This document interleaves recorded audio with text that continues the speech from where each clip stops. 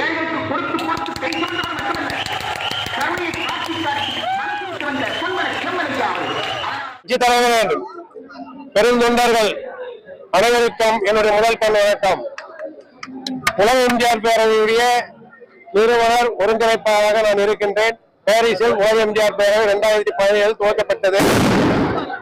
அது 2018 மாநாடு நடத்தப்பட்டு கடந்த 8 ஆண்டுகளாக சிறப்பாக செயல்பட்டுக் கொண்டு வருகின்றது.